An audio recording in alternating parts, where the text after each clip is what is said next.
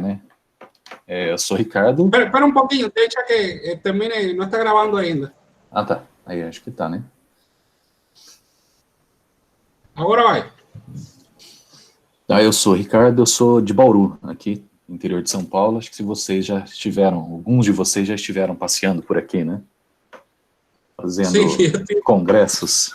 Acho que se eu não me engano, até tive um contato com o pessoal da Academia da Força Aérea num congresso aqui. A gente conversou um pouco. Eu peguei aqui para apresentar esse probleminha 13, né, da lista passada, né? Deixa eu tirar aqui. Então ele dizia assim, um trapézio ABCD de bases BC e AD, com BC menor que AD, é tal que 2AB é igual a CD, e o ângulo BAD mais o ângulo CDA é igual a 120. Ele pede para determinar os outros ângulos do trapézio aí. Como todo problema de geometria, deixa eu só voltar um pouquinho voltar em vocês aqui. Como todo problema de geometria, né, ele dá um trabalho danado para a gente chegar na solução, né. A hora que a gente vê aí, né, problemas básicos, elementares, acho que nem são tão elementares assim, né. Bom, então vamos lá na construção. Aparece para todo mundo aí? Tranquilo? Sim. Tá, então, né, o primeiro passo meu aí foi fazer, né, um trapézio ABCD, né, onde eu tenho aqui que o CD, né, é o dobro do AB. Tá, indiquei aqui com X, indiquei aqui com 2x, e marquei aqui os ângulos, né, o ângulo A, que eu chamei de alfa, o ângulo D, que eu chamei de beta, e a soma desses dois ângulos é 120 graus. Então, marquei ali.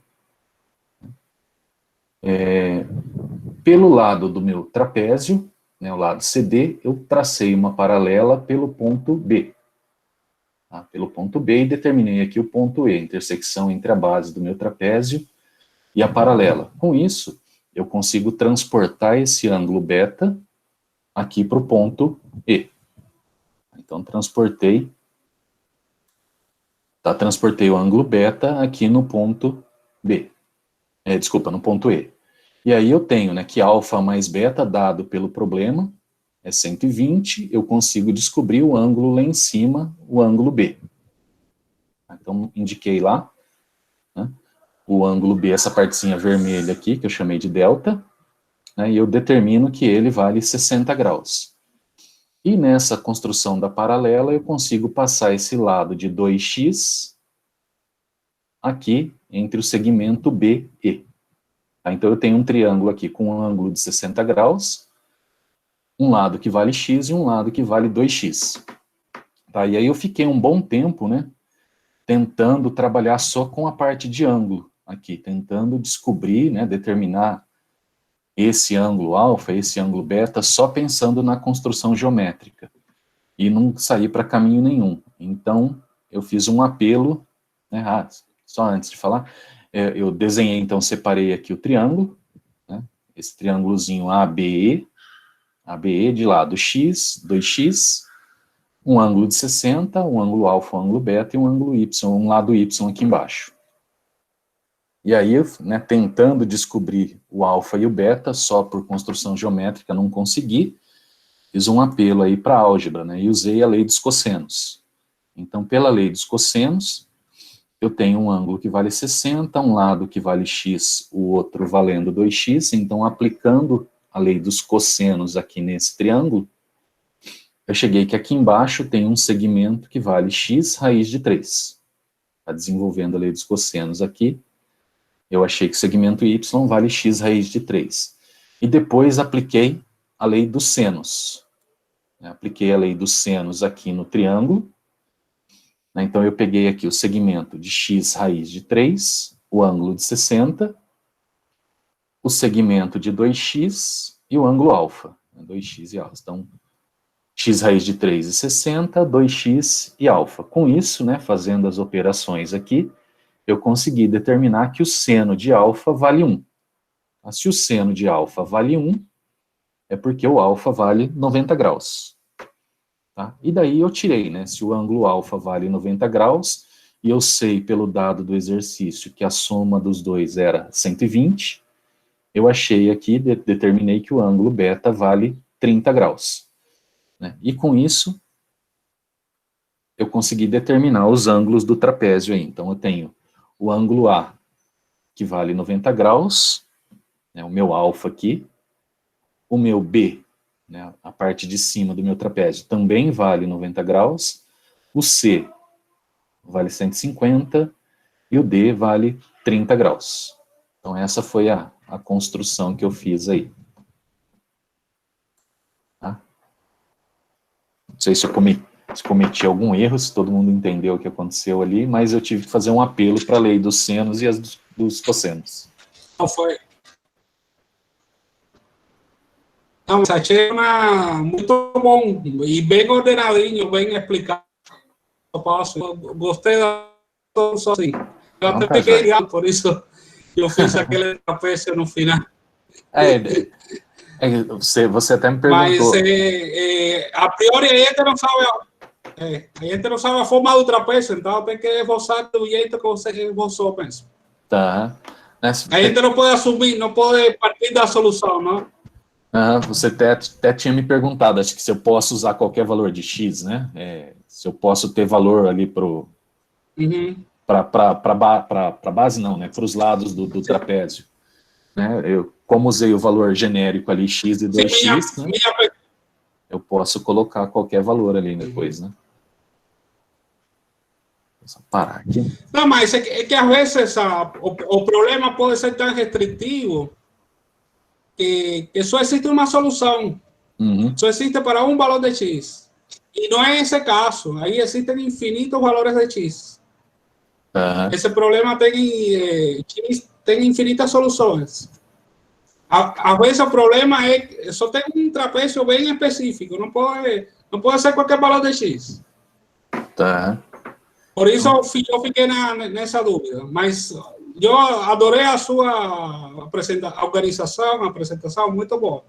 Tá, joia, então. Obrigado. Pessoal, quem mais quer apresentar? Que aí que está na fila?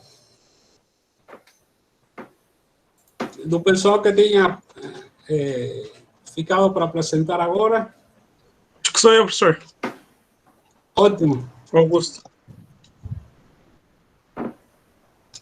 Vai lá. Vou carregar aqui. Só um instante. Carregando aqui. Bom, gente, antes de me apresentar também, sou Augusto, tá? Sou professor aqui de São Paulo, cidade de São Paulo. Tenho aula na prefeitura e na particular. E vou passar para vocês, na verdade, são duas coisas, uma a pedido do professor e a outra foi o problema da aula de hoje, tá? Deixa eu só... Quando estiver aparecendo, vocês me avisam, por favor.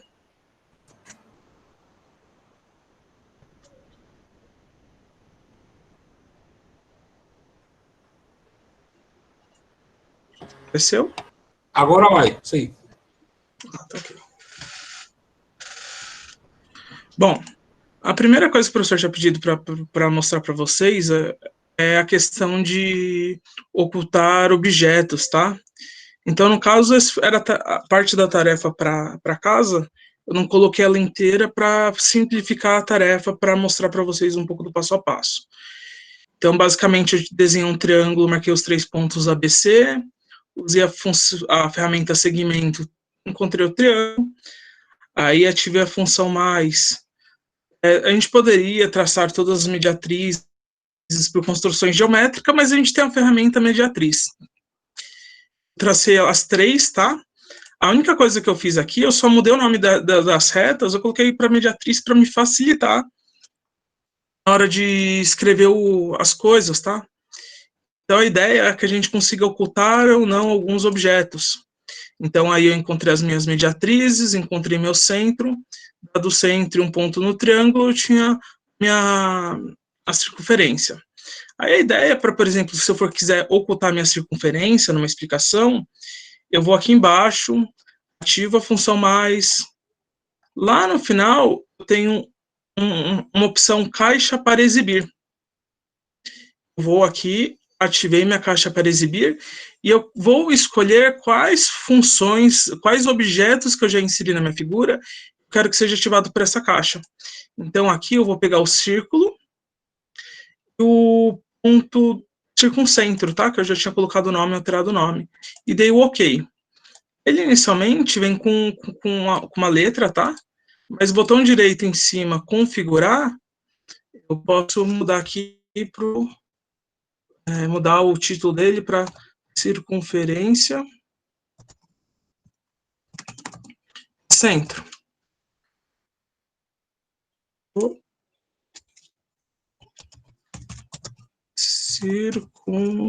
Desculpa, o nome não pode alterar. Não pode ter espaço. Mas na legenda pode. Então, vou colocar aqui circunferência e centro. Fechei. Aí, toma cuidado que se você ainda tiver selecionado, vai criar mais uma caixa. Volto lá para mover. Cliquei, ele sumiu com a circunferência e o centro.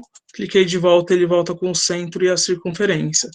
Mesmo para as mediatrizes. Então, outro método para você, se você quiser explicar, você pode falar, ó, vou traçar as mediatrizes AB, AC e BC, depois achar o centro e por aí vai. Então, na atividade lá que era para enviar, eu acabei usando essa ferramenta. E é nessa ferramenta que daí eu fiz a atividade de hoje, tá? É só ler o problema, era esse problema 7, tá? 4 quadrados são construídos exteriormente nos lados de um paralelogramo. Mostra que o centro desses quadrados também forma um quadrado. Então, o que eu fiz inicialmente? Eu peguei 2 segmentos com um ângulo qualquer, eles podem se mover, tá? Então, tentei fazer da forma mais genérica possível, inclusive ele pode ir para o outro lado. Vou deixar assim só para ficar mais fácil de explicar, tá? Mas ele vai para qualquer lado. Então, aí, acho que dá para todo mundo tentar fazer sozinho, se precisar usar vetores. Montei meu paralelogramo DEFG, tá? Em cima de cada um dos lados, eu montei os quadrados, o que era a proposta do enunciado. Vou só virar um pouco para não dar para entender aqui que é reto, tá? Que não é. JFR não é uma reta. E, bom, voltando, achei os pontos de centro, tá? Então, a ideia é provar que P1, Q1, RS também é um quadrado. Bom, como a gente tem essa medida P aqui, eu tenho que essa medida aqui vai ser meu Q. E meu Q é suplementar ao meu P, né? Imagina que eu passei uma perpendicular aqui, 90, 90, os outros dois têm que dar 180. Bom, se o meu Q tem o meu Q aqui, como aqui é 90 e aqui é 90, então essa parte aqui de trás verdinha também vai medir P. Então isso é importante, entender, ver que isso daqui é P, isso daqui é P, Q, tá? Pode ser um valor genérico. Bom, o que eu fiz depois disso? Eu liguei, eu poderia já ligar os 4 lados do quadrado, mas eu vou fazer por partes para não ficar com muita informação na tela. Eu liguei meu segmento P1, Q1, P1S. Gente, como eu estou aqui nessa tela, se alguém tiver com alguma dúvida que precisar que eu pare, vocês me avisam, tá? Pode me interromper. Bom, passei esses lados. Aí, o que eu vi? Eu posso montar um triângulo P1E, Q1, P1DS. Foi o que eu fiz. Bom, a gente sabe por propriedades que o meu P1D e meu P1E são congruentes, já que eles estão lá, são metade da diagonal de um quadrado. A mesma coisa vale para o meu DS, meu EQ1. Eles não estão em quadrados, nos mesmos quadrados. Mas pensa que esse lado é congruente a esse, porque é um paralelogramo, então vai ter essa congruência. E olha aqui, eu tenho aqui em cima 45 graus, porque é metade um ângulo do triângulo, metade do ângulo do quadrado, desculpa. Aqui eu também vou ter 45 graus, e eu vou ter a medida P. Então, meu P1 e Q1 mede 90 mais a medida do ângulo P. Aqui vale a mesma coisa, meu P1 DS vale 90 mais a medida do meu ângulo P. O que eu tenho disso? Que esses triângulos são congruentes. Se eles são congruentes, o meu P1S e o meu P1Q1 têm a mesma medida. E aí, uma outra coisa importante é que, olha aqui, esse ângulo aqui, o meu DP1S, ele é congruente ao meu E1Q1. Só que como aqui forma 90 graus, essa parte e essa, então meu S, P1E, meu Q1, P1H, vou até marcar aqui para vocês. Então, esse ângulo e esse vão ser congruentes. A gente pode até ignorar o número, tá, gente? Nem precisa de o número, a gente só está colocando como forma genérica. Eles vão ter as mesmas medidas. Se H1, P1E mede 90 graus, eu posso transpor esse ângulo aqui, então Q1, P1S mede 90 graus. Ou seja, essas duas retas são congruentes e perpendiculares. Bom, de forma análoga, eu poderia fazer com P1, SR, SRQ1, então a gente chegaria que todos os lados seriam congruentes e todas as retas seriam perpendiculares, formando esse quadrado. Então, claro, não vou ficar fazendo tudo isso, acho que todo mundo consegue entender o conceito de análogo, mas a gente usa a mesma estratégia. Bom, acho que a minha parte é isso, não sei se deu para entender. Sim, muito bom. Eu gostei muito da sua apresentação, bem ordenadinha, bem feita. Obrigado. Obrigado também por explicar que eu nunca tinha usado essa ferramenta, eu vou começar a usar a partir de agora. Ótimo. Que bom. Obrigado, gente. É um bom substituto daquele controle deslizante. É bom complementar as duas coisas. É bom usar um pouquinho de cada, um pouquinho de... E o problema é muito bom. Também adorei o seu problema. Obrigado. ¿A quem mais que estava para apresentar hoje? Eu queria fazer minha apresentação. Bruna, vamos lá, Bruna.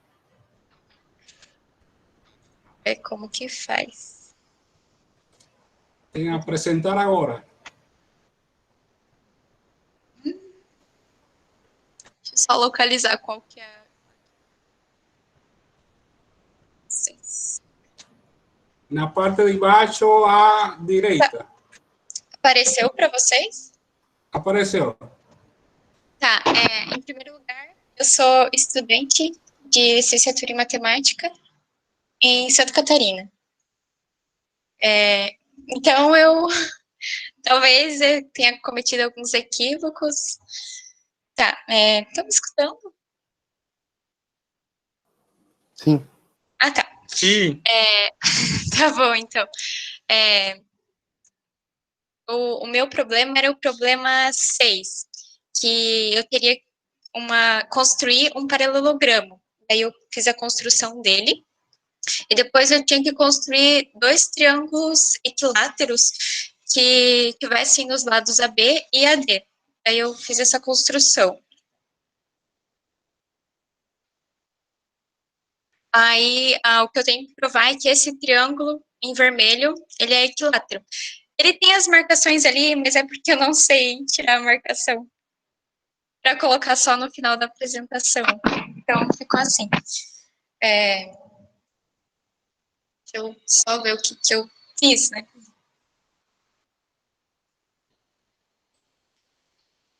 Então, tá. Daí, como eu sei que é um paralelograma, que os lados opostos são iguais e também os ângulos opostos são iguais e os lados opostos são paralelos e são iguais, né?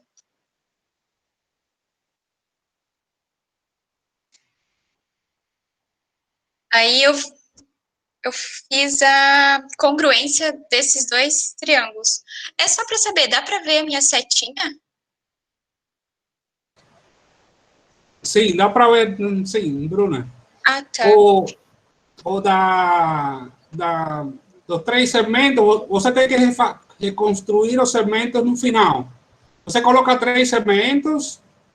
Na verdade, e no final você volta a colocar segmentos e aí com a marcação que são iguais. Tem que construir 2 vezes os segmentos. Ah, tá, entendi. Enfim, mas vamos supor que a gente, no caso, era do exercício, né? Que eu não saberia que esses segmentos são iguais, e é isso que eu tenho que provar, que eles são iguais. No caso, para dizer que o triângulo EFC é equilátero. Então, a primeira coisa que eu fiz, depois de construir o desenho, é provar que esses triângulos aqui são iguais. E como eu provei, né? Vamos lá. Eu utilizei o critério de congruência lado, ângulo, lado. Que eu tenho esse lado é igual a esse lado, este lado é igual a esse. E esse ângulo aqui é igual. Eu não coloquei a imagenzinha dele. Ai, que triste. Tá, daí disso a gente conclui que esse ângulo FCB é igual ao ângulo CED e o ângulo DCE é igual ao ângulo CFB.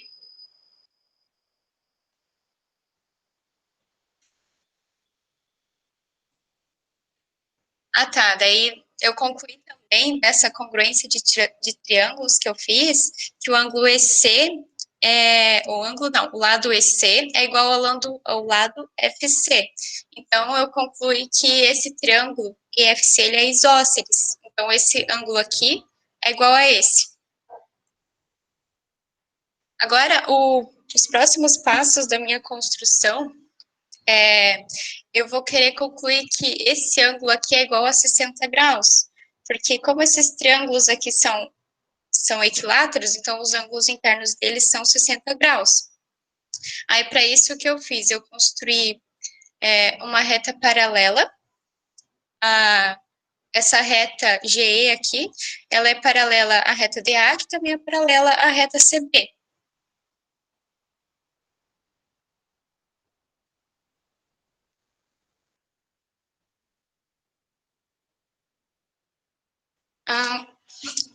Aí disso que a gente pode concluir usando essas 2 retas paralelas, e essa reta aqui como sendo uma reta transversal, eu posso concluir, aqui também tem essa reta, né? Que esse ângulo aqui é igual a esse ângulo aqui. No caso, o rosa e o laranja, eles formam o mesmo ângulo. E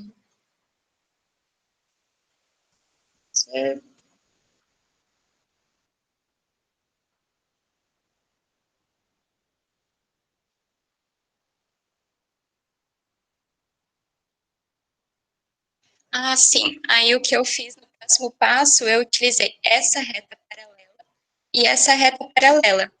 Como transversal, dessa vez eu utilizei a reta ED. E eu consigo provar por ângulo alterno interno que esse ângulo é igual a esse. E daí, por consequência, esse ângulo é 60 graus, já que esse daqui também é 60, né? E disso, eu concluo que o ângulo rosinha é igual a 60 graus.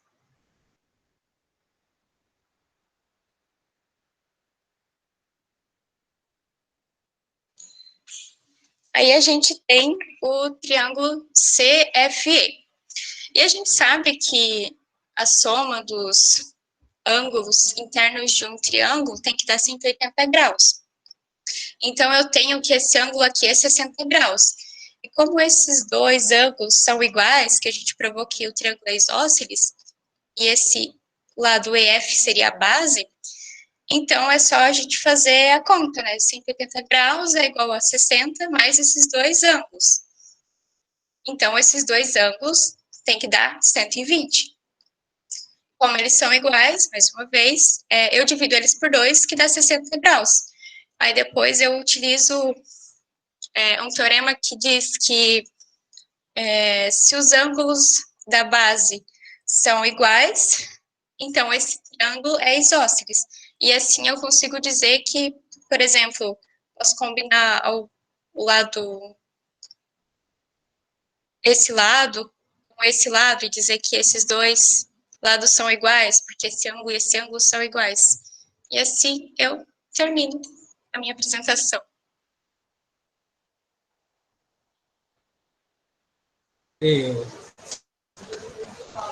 Ficou bom?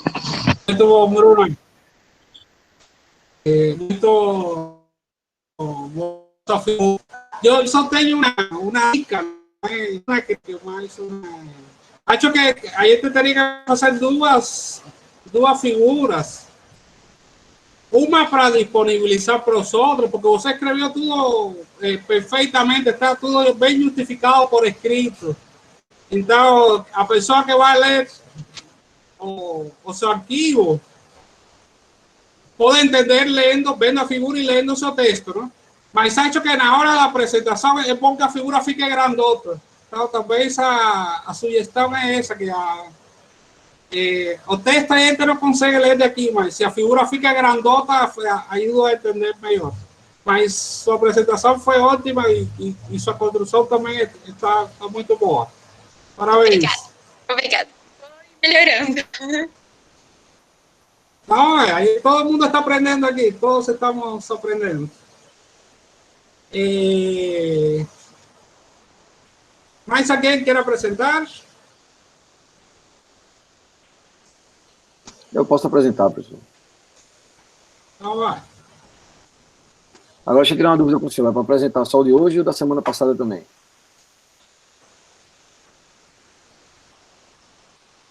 Você que escolhe, você que sabe.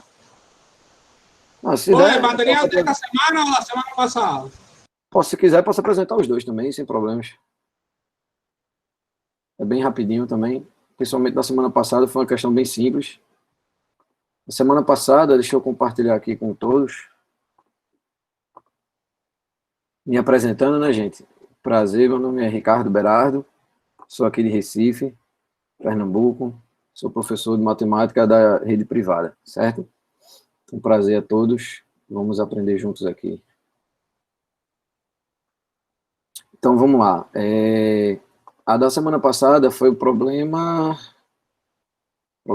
37, se não me engano. Aí o professor acabou corrigindo e me ajudando, estava com dificuldade em relação a fazer os passos. Então está aqui o enunciado do problema. Na figura, os vértices do retângulo PQRS pertencem aos lados do retângulo ABCD, sendo AP igual a 3 centímetros, AS igual a 4 centímetros, SC 6 centímetros e SR 8 centímetros.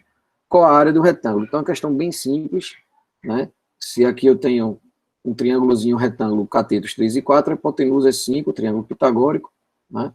Então, aplicando Pitágoras, a gente tem aí cateto 5. Se a gente perceber aqui, é um triângulo retângulo pitagórico também, proporcional a 3, 4, 5. Então, a base desse retângulo RS vai ser 10, né? Então, aplicando aí ficou fácil. A área do retângulo, base vezes altura, 50 metros quadrados. Então, bem rapidinho, questão aí bem elementar, como o professor gosta de dizer. Então, essa aí foi bem tranquila, né? E a dessa semana, eu peguei o problema 14, resolvemos, eu e meu amigo Lucas Gustavo, que está aí presente também, a gente resolveu junto. Quando eu estava começando a fazer os passos aqui no controle deslizante, tive problemas, aí deixei de lado para dar tempo. Então, o problema é esse. Em um quadrado ABCD, M é ponto médio do lado AB aí. Uma reta perpendicular a MC em M toca AD em K. Então, ele quer que a gente prove que esses dois ângulos aí são iguais. Um ângulo BCM com um ângulo KCM. Aí, construí aí o quadrado, coloquei aí o ponto médio do lado AB, tracei a reta, dois pontos distintos determinam a reta, então, a reta determinada pelos pontos M e C, como ele pede na questão, né, uma reta perpendicular a MC passando por M. Então, tracei essa perpendicular. Aí ele diz aqui para a gente que K vai tocar em AD. Então, K pertence à reta que passa por M, perpendicular a MC, tocando aqui em AD. Aí, o que foi que eu fiz? Fixei aqui esse triângulozinho retângulo, coloquei de laranja. E aqui alfa vou deixar por último, que é o que eu quero. E aqui eu fechei esse triângulozinho de verde também, esse triângulo KMC. Deixar o beta também para depois, que é o que eu quero. prolonguei a reta BC, e aqui eu percebi, já que é quadrado, esse ângulo KAM é 90 graus, e o ângulo lá também em B também é 90 graus. Se eu pegar essa interseçãozinha, eu vou ter esse triângulo KAM e o triângulo MEB. Então, aqui eu tenho esse ângulozinho, o outro ângulo é oposto pelo vértice com ele. Então, aí eu tenho, no mínimo, dois triângulos semelhantes, né? Se eu tenho ângulos congruentes, eu tenho, no mínimo, ângulos semelhantes. Então, todos os ângulos são congruentes, né? Então, com isso, a gente percebe o seguinte, aí eu peguei esse triângulozinho, aqui, de roxo, e percebi que, se temos esse triângulo, CKE, isso aqui para a gente já é perpendicular. Então, se é perpendicular, MC é a altura. Mas MC, nesse triângulo KCE, ele também, desculpa, ele também é mediana, porque ele vai do vértice até o ponto médio. Então, a gente sabe que, se temos em um triângulo, a altura é coincidente à mediana, esse triângulo é um triângulo isósceles. Mas, se a altura também é coincidente à mediana, essa altura em mediana também é bissetriz. Então, se são bissetrizes, está provado aí o que a gente queria. Está provado que esse ângulo beta é exatamente congruente ao ângulo alfa, como foi que a questão pediu para a gente provar. Então, foi assim que nós fizemos. Não sei se ficou claro aí para vocês, mas essa foi a ideia. Espero que tenha entendido, espero que tenham gostado, espero que tenha ajudado. Muito bom, Ricardo. Obrigado, professor. Aí essa é uma aplicação que outra forma de encontrar triângulos isósceles é quando a altura coincide com mediana e bissetriz. Toda vez que eu pego, assim, quando pegamos algumas questões, principalmente de Olimpíadas, que usa essa ideia de provar questões de ângulos, eu sempre tento procurar algum triângulo isósceles, porque eu acho que facilita bastante na resolução dos problemas, né? Então, eu acho que ajuda. Então, a intenção da gente foi essa, foi tentar achar algum triângulo isósceles ali para provar que ali é bissetriz e provar a congruência dos ângulos, né? Então, acho que foi por aí. Deu certo, graças a Deus aí, né?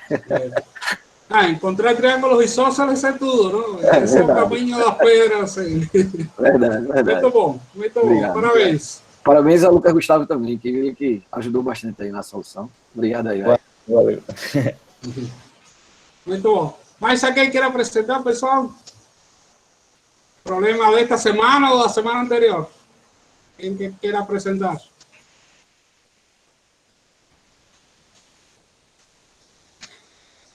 O alguém quer um pouco se apresentar, que na última aula a gente fez uma rodada de apresentações, contar de onde é, o que faz, a motivação para estar no curso. Ele não se apresentou na semana passada. Eu posso apresentar o meu, professor? Pode. Só um instante aqui. Primeiramente, eu queria me apresentar. Meu nome é Carlos Daniel.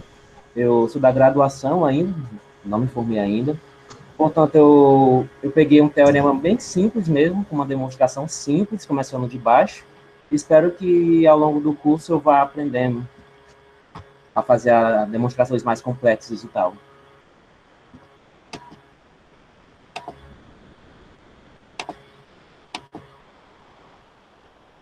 Apareceu aí para vocês?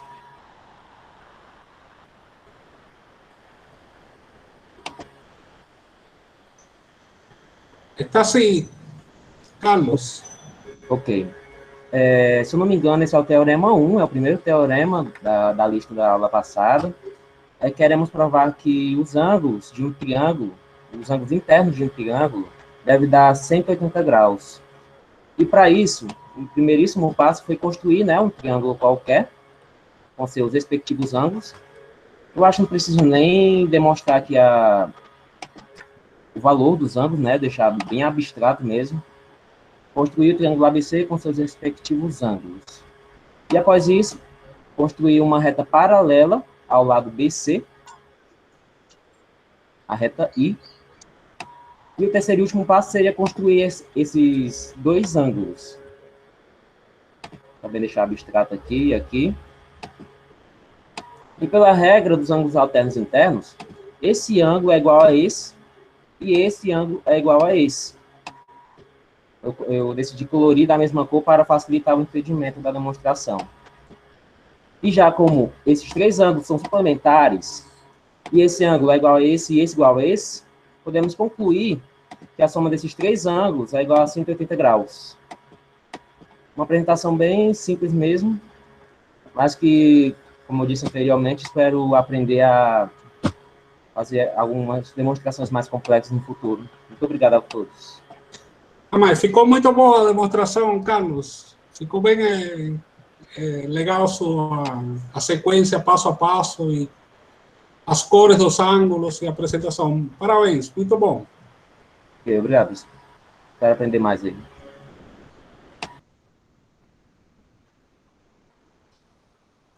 Acho que tem que parar agora de apresentar. Isso. Mais alguém quer apresentar? Você apresentar? Falar um pouco apresentar um problema ou apresentar um pouco do que faz, porque está no curso?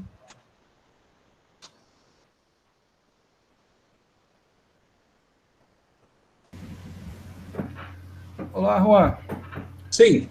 Eu queria só falar um pouquinho mais sobre aquela questão do arco capaz, né, que a gente estava discutindo no primeiro tempo. Uhum. Então, vou só compartilhar aqui.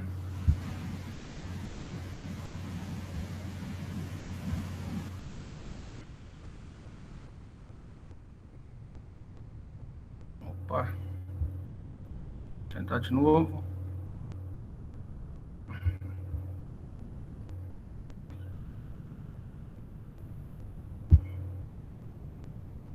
Tela 2. Aquela aparecer aí, por gentileza, dá um aviso. Agora está, sim. Dá para ver. Ok. Uma outra dúvida, dá para ver o ponteiro do cursor também, Juan? Passando. O ponteiro do meu mouse. Esse eu não estou vendo, não.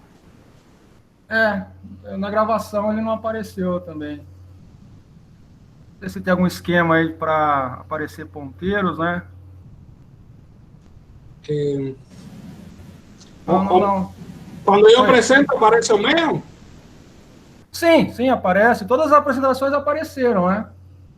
Aí o meu não aparece. Eu tô passando em volta do ponto A aqui na minha tela, né? Ô, Alessandro, será que não é alguma configuração do teu próprio computador, não, em relação ao mouse, a conexão aí do mouse com o teu computador? Pode ser que seja, né? Tá certo, depois eu vou investigar, então, a configuração. Obrigado. Mas também a gente não vai precisar de tanto, talvez, desse ponteiro. Bom, primeiro eu só queria parabenizar todas as apresentações de hoje, hein, Juan? Pô, o pessoal tá capricharam mesmo, hein, no sequenciamento, eu trabalho com texto, né, aquela dica ali da caixa para exibir, todas elas ficaram chique. As minhas próximas aqui eu vou ter que caprichar para manter o padrão da turma. É muito bom, todo mundo está se esforçando de fato e resolvendo problemas. Parabéns mesmo. Então, o que nós havíamos comentado, né, no primeiro tempo, tá aqui a circunferência, né? Tem o arco, o arco na corda, né? AB aí em vermelho. Eu já antecipei aqui, né? Os pontos X e Y são aqueles pontos de tangência, né? Com aquelas outras duas circunferências, ok? E aí, vamos pegar aqui o ângulo que enxerga ali o X, e aqui o que enxerga aqui o Y. Esse ângulo, né, que o X enxerga o AB, então é o arco capaz, né, do X em AB. E por sua vez, né, o Y, que também enxerga a corda AB, também é um arco capaz de YAB. Então, dando uma sequência aqui, pegando ali, né, um ponto fora, né, que é o encontro daquelas tangências, né, que você construiu. Eu só coloquei aqui os pontos. Vou colocar aqui os segmentos. para denotar, para fechar ali aquele quadrilátero, né? Se consigo baixar um pouquinho. E aí, o que se queria demonstrar é que a soma, né, do ângulo P1 mais o P2, eles eram menores do que 180, né? Mas uma vez que esse ângulo que está em X, a soma dele e a soma do ângulo que está em Y, eles são exatamente iguais a 180. Então, foi aqui que eu propus, né, que poderia encurtar a resolução, quer dizer, daqui direto já demonstraria que o ângulo AP1B mais AP2B, a soma desses dois ângulos é menores do que 180, né? Assim, o ângulo em A e o ângulo em B, eles são maiores que 180, e aí demonstrando, né, como era o exercício lá, que as suas metades eram menores que 90. Só colocar aqui, né, os valores aqui dos ângulos para essas condições, né? Então, vê, né, o ângulo em azul, né, a soma é sempre 180 aí na variação aqui sobre esse arco capaz, né, aqui embaixo também, né, sobre o arco capaz. E aí o ângulo em vermelho, né, também acompanha aí essa soma, dizendo para mim que a soma desses dois ângulos em vermelho é menor que 180. E aí o que eu tinha vislumbrado naquela sua demonstração, que a partir daí já demonstraria, né, a questão, né, o problema colocado. Sim, concordo plenamente. Concordo plenamente com você. Ok, era isso aí. Uhum. Muito bom. Okay. Acho que a sua figura é um bom complemento para aquela demonstração. É um bom... Fica mais simplificado, dá para entender melhor. Com menos coisa dá para entender melhor. Isso, ok. Ok. Uhum. Obrigado. Ok, então vou tirar a minha apresentação.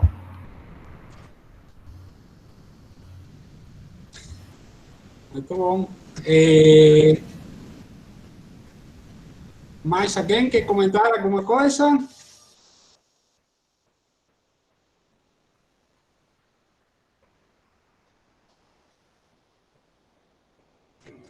Isaura está falando ótimas apresentações.